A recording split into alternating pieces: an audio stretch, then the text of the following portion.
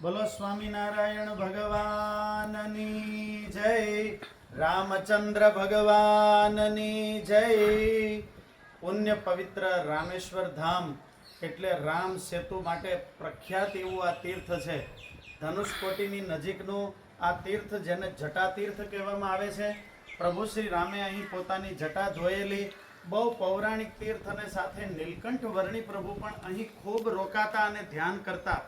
આ સ્થાનની દિવ્યતા આજે પણ એવી ને એવી અકબંધ છે। આજુબાજુમાં વૃક્ષો, વેલી, લતાઓ, આ બધા વડના મોટા મોટા 100-200 વર્ષ જૂના આ બધા વૃક્ષો છે અને એટલી સુંદર વનરાઈ છે કે ચારે બાજુ તમે અહીં અઢળક માત્રાની અંદર અત્યારે અમને પણ મોરના દર્શન થઈ રહ્યા છે, વિવિધ પ્રકારના પક્ષીઓના કલરવ સંભળાઈ રહ્યા છે।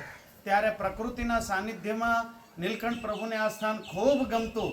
મહારાજ અહીં ધ્યાન કરતા અને એમાં પણ અત્યારે જે જગ્યાએ આપણે ઊભા છીએ આ એ સ્થાન છે કે જ્યાં પ્રભુ શ્રી રામે આ સેતુ માટે બધા જ સેવા કરતા હતા। એમાં નાનકડી એવી ખિસકોલી, નાની નાની રેતી આ પાણીમાં પોતાનું શરીર ભીનું કરી અને રેતીમાં આળોટી અને એ સેતુની વચ્ચેની જે ખાલી જગ્યા હોય એમાં એ પોતાના શરીર પરથી રેતી ખંખેરે। એક નાનામાં નાના સેવકની ભગવાનની દ્રષ્ટિએ કેટલી મોટી કિંમત હોય છે એવા આશીર્વાદ અહીં જ ભગવાને એ ખિસકોલીને આપ્યા અને એ ખિસકોલીના શરીર પર પ્રભુ શ્રી રામે પોતાનો અભય હસ્ત એ ફેરવો અને ત્યારથી ભગવાનના એ હાથના આંગળાના નિશાન એ ખિસકોલીના શરીર ઉપર છે। આપણે જાણીએ છીએ કે વિદેશમાં પણ ખિસકોલી હોય પણ ફ્લેટ હોય, પણ આપણી ખિસકોલી ભારત વર્ષની એ પ્રભુ શ્રી રામની બહુ કૃપાપાત્ર। ત્યારે એક નાનામાં નાના સેવક એની ભાવનાને ભગવાન કેવી સ્વીકારે છે અને એની સેવા ભગવાનની દ્રષ્ટિમાં છે। આવો પરમ પ્રસાદ આપતું આ તીર્થ એટલે આ ખિસકોલી તીર્થ, આ કુંડ જે ભગવાનનો પ્રસાદીનો કુંડ છે।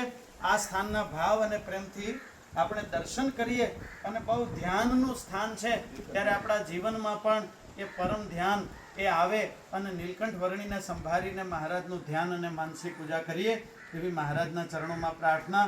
બોલો નીલકંઠ વર્ણીન્દ્ર ભગવાનની જય।